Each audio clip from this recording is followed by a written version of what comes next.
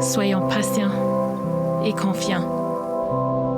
L'avenir nous ramènera nos sorties et nos loisirs. La vie reprendra éventuellement son cours après ce temps d'arrêt. Nous nous reverrons bientôt.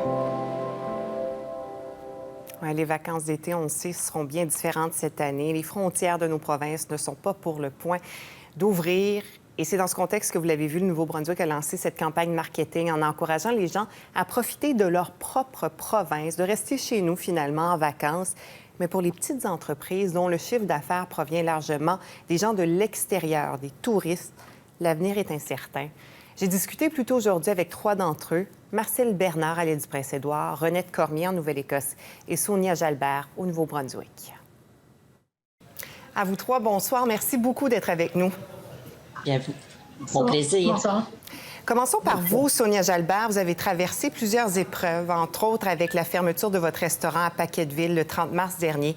Comment ça se passe présentement pour vous dans le contexte de la pandémie?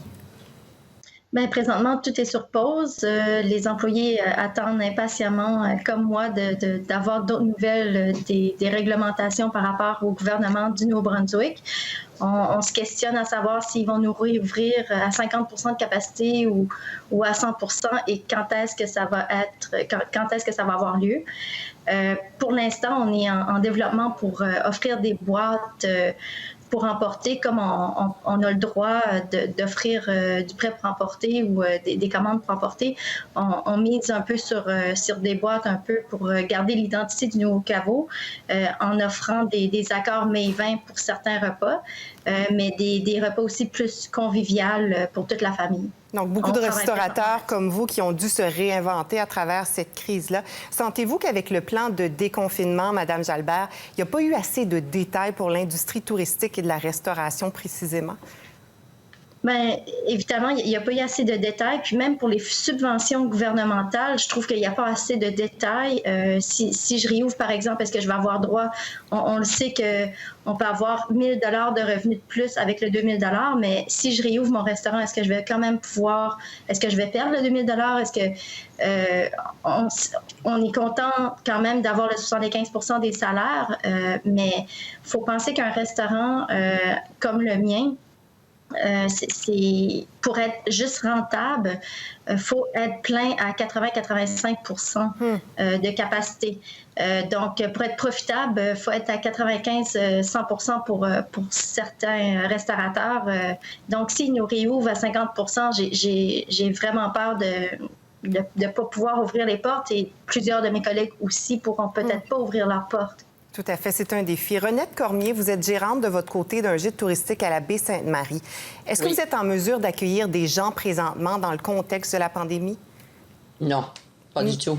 Parce qu'on n'a point de distance avec du monde. On travaille tellement proche pour lui faire à manger le déjeuner. Et puis, non. Je suis juste content que... Je pense pas même que je vais rouvrir cet été. Non? Est-ce que cette décision-là a été prise déjà ou vous donnez encore quelques semaines? Je vais donner encore quelques semaines. Beaucoup de monde a annulé. Comme tout le monde tout le monde a annulé. Comme la graduation, il y avait une grosse une affaire sur le golf. Sur Vetaplin pour l'université. Des conférenciers qui venaient pour l'université Sainte-Anne, ils vont tout annuler. Jusqu'à ce que je personne avant le mi-temps du mois de juin. Jusqu'à ce que je n'avais pas annulé. Moi, mon âge, chaque année, j'ai 71. Et puis, vraiment, comme il préfère point que tu es vraiment en contact avec beaucoup de monde. Ça fait... Ça vous fait peur aussi? Ça fait peur, ben oui, ça fait peur parce que si c'est du monde de l'extérieur, tu ne sais point s'ils vont être en contact. Marcel Bernard, votre entreprise œuvre dans la location de chalets en Grande-Basse à l'île du Prince-Édouard. Comment vous, personnellement, vous préparez à la saison estivale? Est-ce que ce sera possible, vous croyez?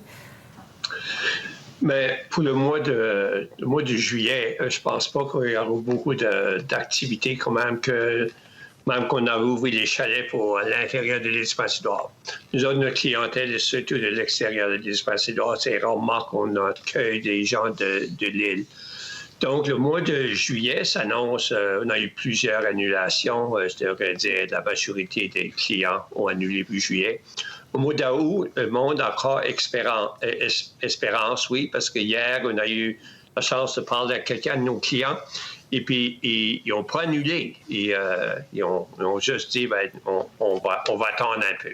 Il y a plusieurs provinces, on parle du Nouveau-Brunswick, même à l'île du Prince-Édouard, qu'on commence à dire aux gens, planifiez des vacances à l'intérieur même de votre province. Est-ce que ça vous rassure? Est-ce que ça peut venir vous aider?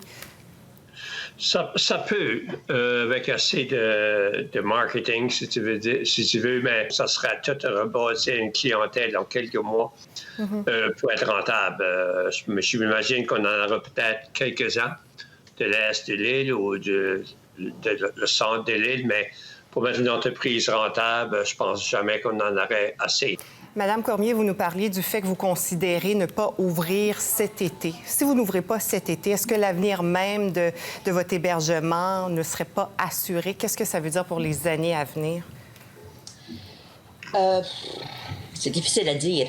J'aimerais voir que le gouvernement puisse dire, OK, tous les hébergements, vous pouvez rouvrir 100%. Ça sera beaucoup rassurant. Si quelqu'un pouvait nous dire, OK, c'est le temps de rouvrir. Cela, ça fait que juste à ce temps, moi,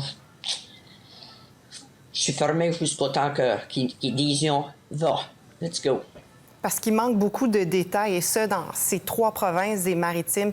Sonia Jalbert, de votre côté, avez-vous l'impression que la population est là pour vous appuyer, et là aussi pour se tourner vers les options locales dans un contexte de crise? Oui, je sens vraiment, j'ai eu beaucoup de messages de ma clientèle me disant qu'ils m'appuyaient et qui me soutient de quelque façon lorsque ça va revenir à la normale. Puis on souhaite fort que la clientèle va être au rendez-vous. La clientèle est là. Est-ce que les supermarchés sont là pour étiqueter les produits locaux, etc.? Je pense que ça, il y a un manque à ce côté-là. Je pense aux microbrasseries, je pense à pas juste la restauration, je pense aux produits locaux. Mais oui, mais en même temps, les restaurateurs, on représente quand même des gros pourcentages d'achats à nos producteurs, agriculteurs et cultivateurs. En étant fermés, eux, ils perdent des ventes énormément. C'est un impact pas juste pour les employés directement liés. Oui, exact.